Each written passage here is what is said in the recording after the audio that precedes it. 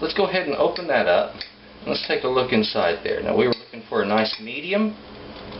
And what do we have there? That's a nice medium. Even though I was slightly over on one edge, which was this one, you can notice the pink doesn't reach quite to the edge. That's a slight imperfection, but it's only a slight one. The rest of it's a good, nice medium pink all the way throughout. So, that's what we're looking for.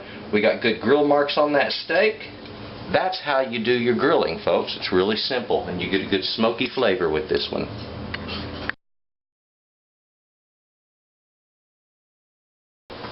This is the next segment that we are doing on grilling.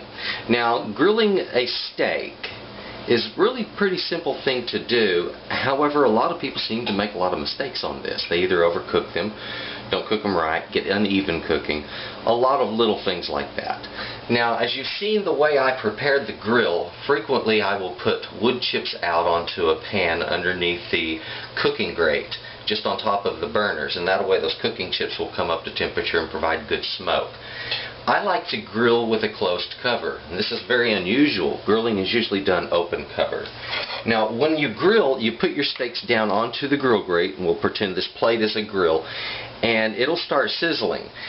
Sometimes the fat being rendered out, dropping below, will cause a flare-up or flames. If it starts to burn and you get that nasty smell of fat burning, you might want to take that steak, and this will usually happen after about 2 minutes of cooking, and pull it back slightly and give it a little bit of a turn, just like so.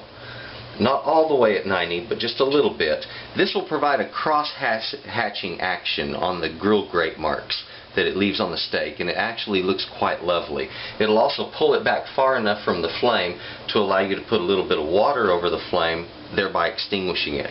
Be careful when you do that, because at first that water hitting it will cause the flame to shoot up high, and it will get quite robust.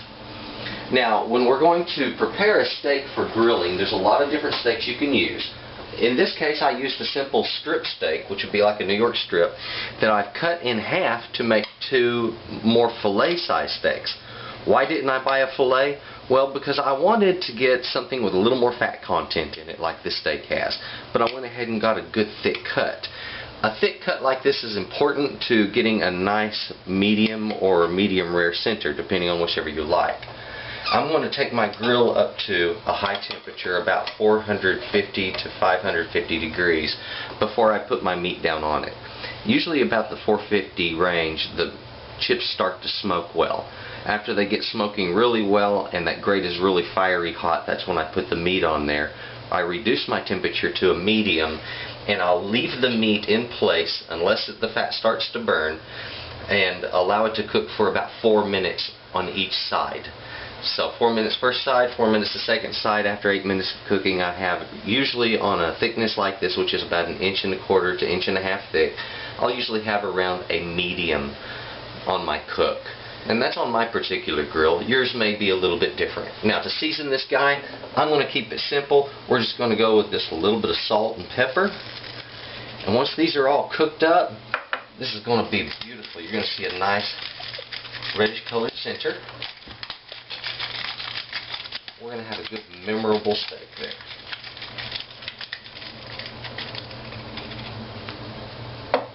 Okay. Well, I'll season the other side, then we'll take a look at it on the grill. My wood is smoking good now. This will provide a good flavored steak. I want to turn my temperature down to a medium heat. The grate is good and hot. I should get a good sizzling sound. Sure enough. Now I'm going to check these in about 2 minutes just to make sure there's no flare-ups. Otherwise we're going to leave the lid down so that it gets good smoke. Now I have some flare-ups. I'm going to pull that meat back. There we go. A little bit of burning fat and some burning wood. That's just simple water. Dash it on with your fingers.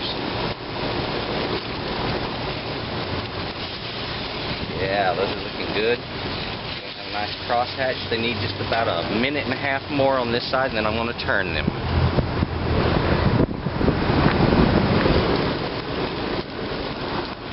Okay, I think it's time we turn that steak over. a little bit dark on some of those corners, and I took about a minute too long. Now we have finished giving our steaks a good cook with a bit of smoke on them. Let's go ahead and open that up. Let's take a look inside there. Now we were looking for a nice medium, and what do we have there? That's a nice medium. Even though I was slightly over on one edge, which was this one, you can notice the pink doesn't reach quite to the edge. That's a slight imperfection, but it's only a slight one. The rest of it's a good, nice medium pink all the way throughout. So, that's what we're looking for. We got good grill marks on that steak. That's how you do your grilling, folks. It's really simple, and you get a good smoky flavor with this one. Thank you for watching Texas Cooking Today, the show where you can get great recipes and the best techniques are taught. Please subscribe to Texas Cooking Today, where you will always find something hot and ready to eat.